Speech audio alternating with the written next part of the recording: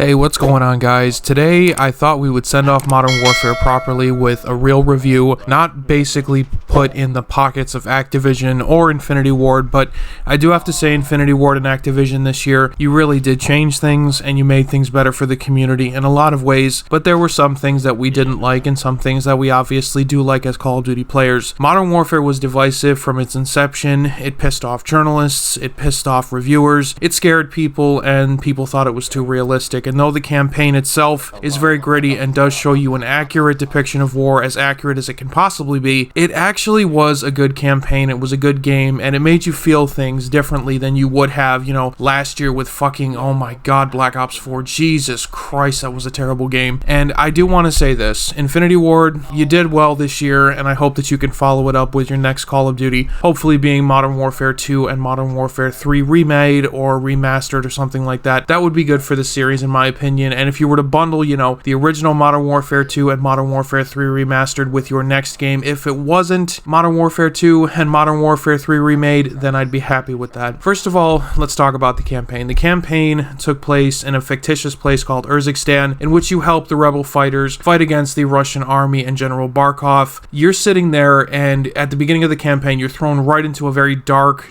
place because there are suicide bombers attacking Piccadilly Circus, and you, as Sergeant Kyle Garrick, have to fight alongside Captain Price to try to save as many civilians as possible. You go through the campaign, you eventually meet Farah and Alex, a CIA operative, and Farah, a rebel fighter. These two characters are actually two of the most important characters inside the entire game, and you see a lot of character development throughout the game with each particular character, except for Captain Price, though Captain Price is a badass. He's pretty much always a badass throughout the entire campaign, and you really develop an attachment to these characters, and you really want more after the campaign is over, especially when Captain Price and Laz will decide to talk about the fact that they're going to create a task force called 141. I know that gave everybody chills, including me, at the end of the campaign, and overall I have to say the campaign was really good. The achievements were great. I think that playing on realistic difficulty was probably the funnest experiences that I've had in a long time with Call of Duty, but that's where we sit for the campaign. It was really good, 100%. I loved it. The multiplayer, I do love. I really do enjoy the gunplay. I enjoy the maps, except for Piccadilly and a couple other maps, but overall this year they did put out a bunch of maps that were different and varied, and overall,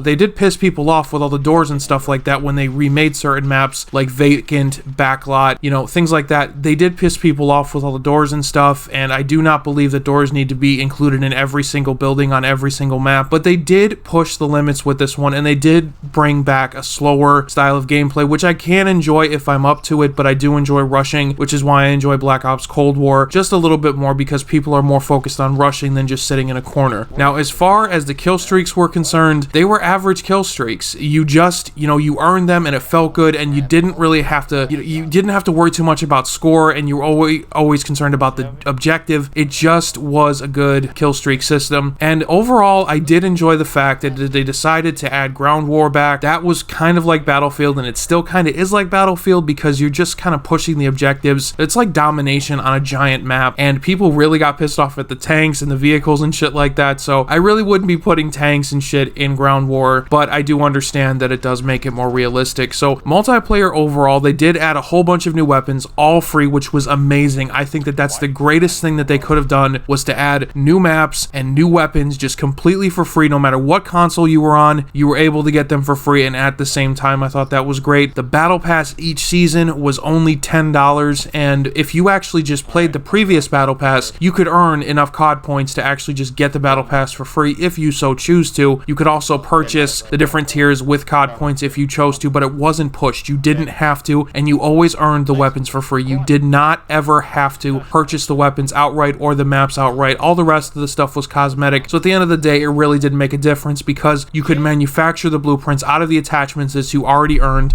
on your own, and I thought that that was really, really cool. Overall, this year was different, especially with people kind of hating on Modern Warfare because of the slower, campier style of gameplay. The time to kill was ridiculously quick too, so camping was really, really annoying. But I do have to say this, guys, if you're good at any Call of Duty, if you're above average or even average, you can have a lot of fun with varying playstyles if you are smart enough to learn the maps. If you just run around blindly like a chicken with its head cut off, you're not actually going to win most matches, and that's going to piss you off, so obviously you don't really want to be playing it too much because you suck at the game. The game overall, at the end of the day receives about an 8.0 out of 10 for me, because at the end of the day, there were certain things that pissed me off. I did not like the addition of Warzone. Warzone is a crap, garbage game. It's just absolutely terrible to me. I don't enjoy non-respawn game modes, and I feel like they focused too much on Warzone after a couple of months, and once it was released, they actually changed the title screen to Call of Duty Warzone _ Modern Warfare, and I'm like, what the fuck is this shit? Why are you not focusing on the multiplayer? I really am glad that within Call of Duty Black Ops Cold War, they're going to be focusing a lot more on the multiplayer, because Warzone is pretty much developed. I mean, they might add a few assets and patches to it, but at the end of the day, it's already been developed. It's already out there, so they can focus more time on the multiplayer. Though I am pretty disappointed with the fact that we're only going to get about 9 maps with Black Ops Cold War's multiplayer at the launch, but we pretty much did with World War II, and I had a lot of fun in that game, so there that is as well. And this year we have a campaign just like last year. 2 years with a campaign, guys. Can everybody scream hallelujah? We actually have a campaign in this, and we have zombies. Not really much of a zombies player, but I'll play with it just a little bit, you know, just to kind of enjoy it. I guess what I'm trying to say, guys, is that Infinity Ward, you did something right this year. You really pushed the limits with Warzone and multiplayer, and though I don't play Warzone, you did push that, and that is the more popular game mode at this point. I can't deny that. I'm gonna say this: Infinity Ward, do this again with a different game, and you'll be fine for Call of Duty. You'll be perfectly fine. And you know, Modern Warfare, at the end of the day, you brought a satisfying package for what you offered for the base game. You didn't include any fluff. Obviously, there are 2,400 COD Point anime tracer bundles, which is just stupid to me, but overall, I enjoyed Modern Warfare, and with little more than 24 hours till Black Ops Cold War, you know, we really don't have much for Modern Warfare left. They did change up the menus at the beginning of the game. Now, you know, it's 3 separate menus: Black Ops Cold War, Warzone, and Modern Warfare, so that's pretty cool. They added a snipers only playlist, but pretty much at the end of the day, it's just shoot house, shipment, snipers only playlist, and you know, a new menu. So here's to you, Modern Warfare. You did well, and let me know down in the comment section below if you enjoyed Modern Warfare or if you hated it. At the end of the day, COD always gets better over time, and I feel like year 2 of Modern Warfare will actually be good. I will be coming back to play it, obviously, but as I said, let me know down in the comment section below if you enjoyed it. If you really did enjoy it, please give it a like and subscribe to the channel. This is Hades Gaming, signing off. Have a good one, guys.